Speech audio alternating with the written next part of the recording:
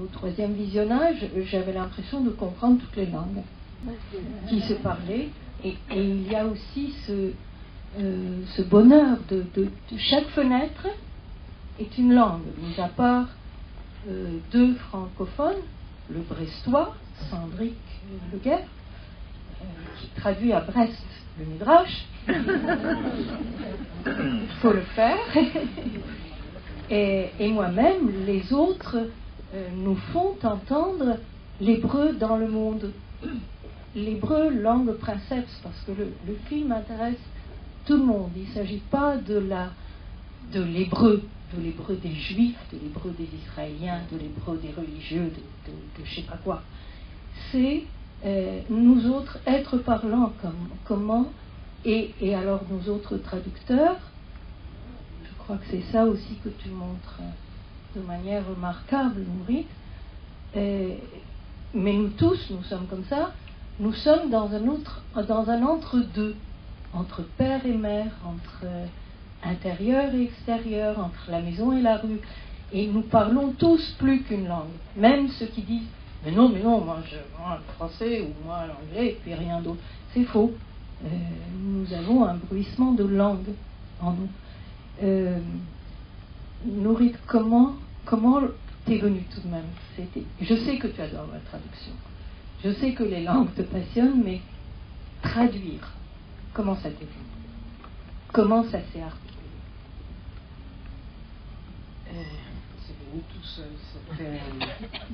Pour moi, c'est un peu le contraire, l'envers, le négatif de premier. Le positif, négatif, comme dans l'image, hein, pas négatif en tant que. Et le premier, c'est des gens qui parlent dans une langue, des autres langues, oubliées, refoulées, et tout ça. Et celui-là, c'est le contraire, c'est des gens qui parlent dans toutes les langues sur une langue. Donc pour moi, c'est un peu. Et entre les deux, et ils parlent d'une langue qui n'est pas une, où il y a beaucoup de cours de strates, ils les disent comme dans celui de milieu, qui est la langue. Et c'est-à-dire les strates qui sont sacrées, qui s'appellent sacrées, et qui est jusqu'à l'hébreu d'aujourd'hui. Donc en fait, il était comme une évidence. Et c'est vrai que je dois dire que la traduction, je crois que j'ai beaucoup plus d'amis traducteurs que des amis cinéastes. Et que je crois vraiment, pour moi, c'est la chose la plus incroyable. Déjà, je trouve la chose de l'humanité. Je trouve que déjà, l'humanité parle toutes ces langues. Je trouve ça toujours extraordinaire et fascinant.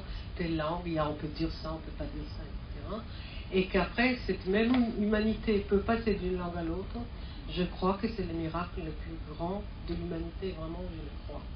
Alors vous autres, je vous admire de pouvoir, comment vous faites pour dire telle chose, on peut le dire dans une autre langue et une autre langue encore. Voilà. Mais c'est venu tout naturellement. L'hébreu, je vais faire une comparaison absolument immodeste, mais parce que j'adore la musique, et je la lis comme une partition. Je le lis, l'hébreu, comme une partition, c'est-à-dire que je l'entends silencieusement dans ma tête.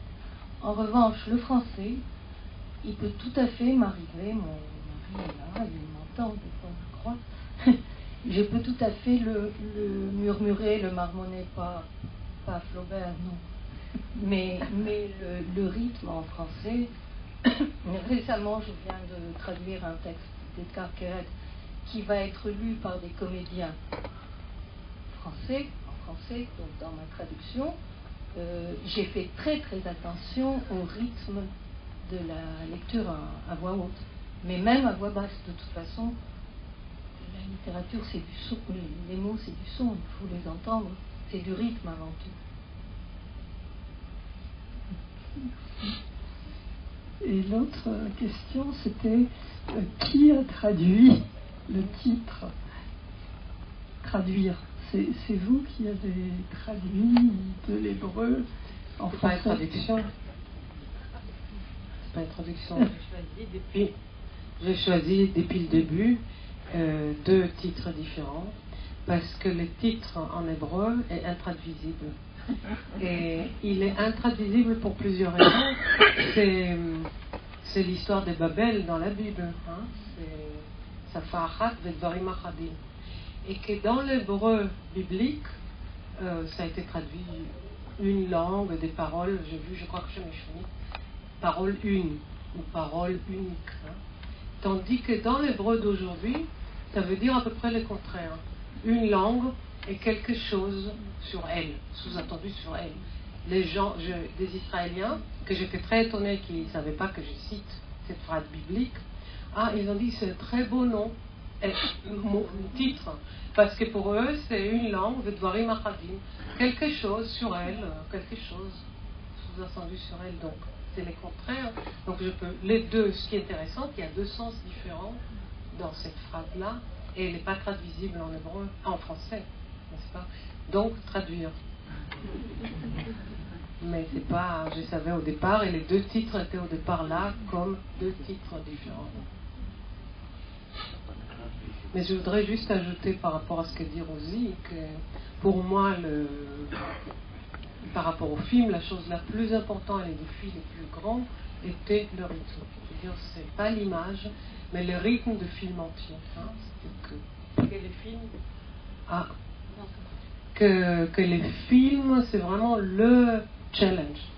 Le défi, c'est que le film entier, bon, comme j'appelle composition, mais comme on fait, je ne sais pas, une composition dans la peinture ou dans la musique, mais une composition, parce que c'est un peu comme ça, que l'ensemble, toute cette structure qui était pensée à l'avance, est un peu comme aussi la musique, c'est-à-dire que les choses ne sont pas improvisées comme ça, c'est pas des entretiens pendant des heures, ça ne se fait pas comme ça, mais que l'ensemble donne quelque chose qui a un rythme. C'était vraiment pour moi les défis, je ne sais pas si j'ai réussi ou pas, mais c'était les défis. C'est-à-dire que c'était à peu près la seule chose qui est bon. Qu'une fois que c'est acquis, que le sujet, les contenus, et tout ça, mais voilà, donc ça rejoint ce que tu dis. Je voudrais dire à ce sujet que je peux témoigner là de sa manière de travailler, parce que je suis intervenue des précédentes fois au film de Nourit sans jamais savoir comment elle travaillait. D'ailleurs, je ne sais pas comment travaille un cinéaste, comment on travaille avec une caméra. Et je l'ai vu faire. C'était une expérience absolument passionnante, parce que pour moi, c'est en effet ce que fait Nourit, c'est une œuvre d'art. Elle était considérée comme documentariste, elle a fait des films documentaires, mais la série des derniers films que nous voyons, 4-5 films, c'est de l'écriture, et notamment ce dont je peux témoigner dans la journée que nous avons passée ensemble en ce qui concerne mon petit bout de film, sans parler de cette espèce d'intensité qu'on trouve chez chacun, qu'elle arrive comme ça à tirer, elle nous remet comme ça dans notre coin de travail. Si vous avez remarqué, chacun rejoint son point de travail, il est dans sa coquille, et donc ça crée une espèce de climat de confiance totale. C'est un très petit espace dans lequel elle filme et où elle cueille vraiment la parole. Elle suscite ce que vraiment la parole a d'unique, de précieux, et on ne se sent pas filmé, Dieu merci, surtout pas. On est en train de parler et elle est là, on ne la voit pas, mais on parle à Nourit, donc elle suscite cette parole. Et d'où cette intensité d'écriture de Nourit. Et la deuxième chose qui m'a vraiment particulièrement marqué, que je n'oublierai jamais, c'est, si vous avez remarqué, entre chaque traducteur, il y a de longs travelling panoramiques, je me trompe, panneaux. Et c'est bon, c'est long comme ça, paysages qui ont l'air de couler, exactement comme une phrase d'écrivain ou une phrase musicale a l'air de couler. C'est pas du tout ça. J'ai vu Nourit à notre balcon pour 2 petites images, guetter comme les ornithologues guettent le passage d'un oiseau. Et c'est d'ailleurs ce qui se passe dans la toute première image, les oiseaux qui passent là, et qui passent pour nourrir, on dirait, je veux dire. Elle est là, enfin, elle est venue parler avec Sandrick de la Mishnah, de la traduction de la Mishnah, pardon, du Midrash, et il y a ces passages d'oiseaux, il y a ce mouvement du ciel, il y a cet instant de lumière, de peintre, et elle le guette pendant des heures. Je l'ai regardé en silence avec une patience infinie, en train d'attendre l'image qui lui convient pour les quelques secondes d'image qui défilent. C'était une très très belle expérience. On n'imagine jamais comment l'autre vous regarde filmer. Donc, ça arrive assez rarement que les filmés témoignent d'un regard qu'il porte lui sur le filmeur. Hein. C'est un peu à l'envers d'habitude.